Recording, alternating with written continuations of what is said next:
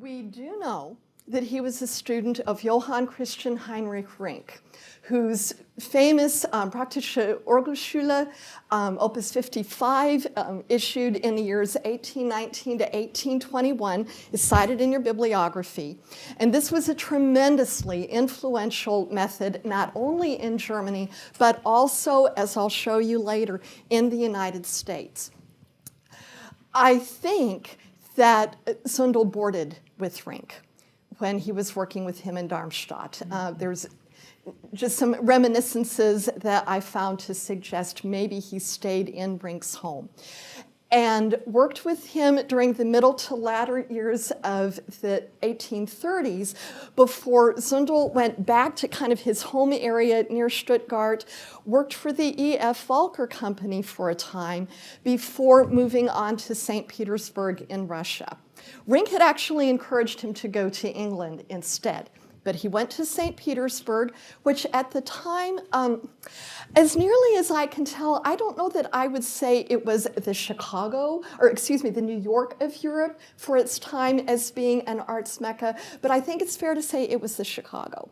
The Schumanns were there, Jenny Lind was there, there were 3 opera houses, there was a wealth of artistic activity. There, Zundel pieced together a career that I think this will resonate with many of us. He went there to, among other things, first of all, serve as director of music and organist at St. Anne's Lutheran Church.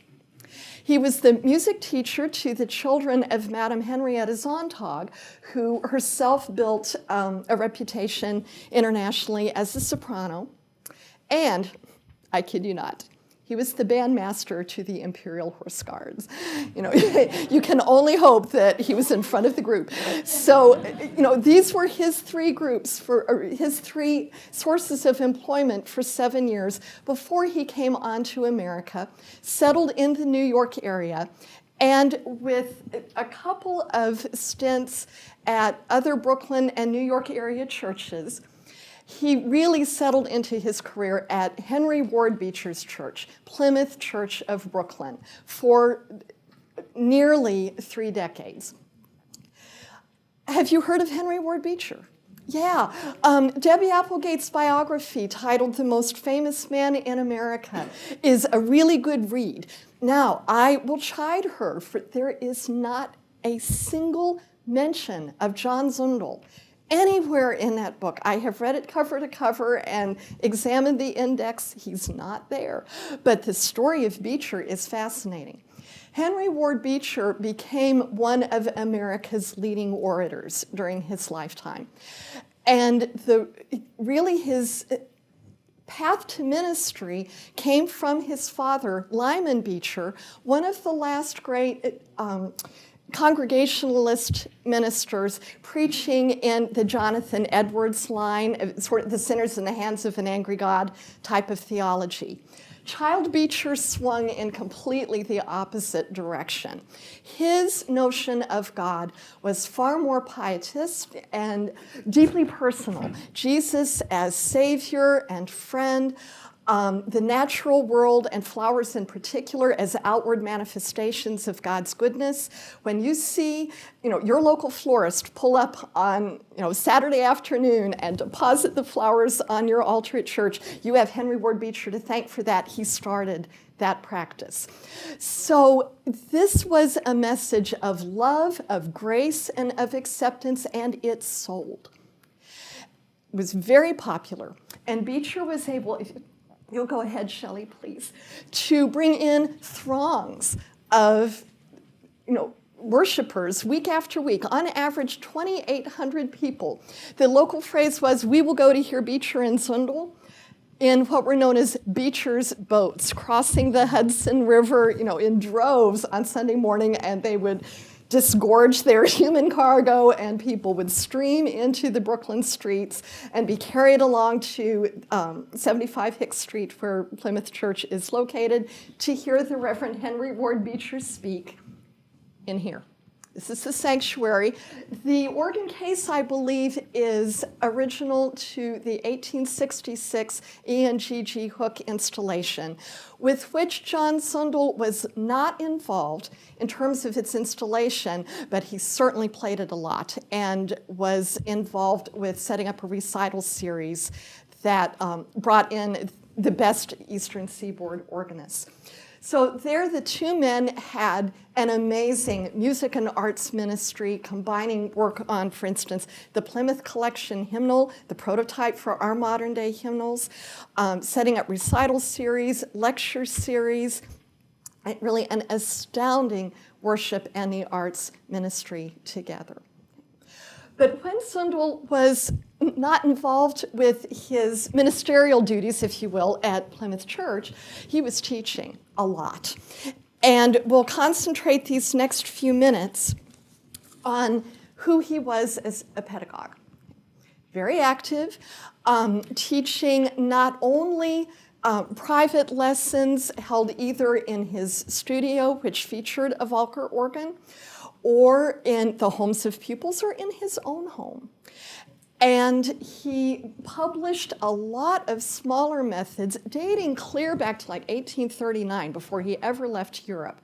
But these that you see on screen are especially the 250 easy voluntaries, the melodeon instructor, the amateur organist.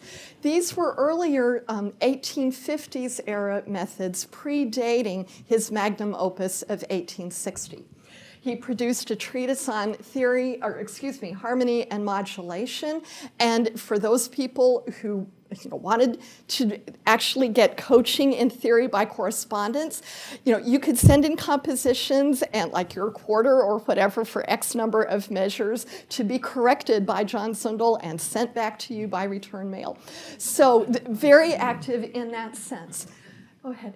This business card will give you a sense of kind of who he was, how he was making his way in the world.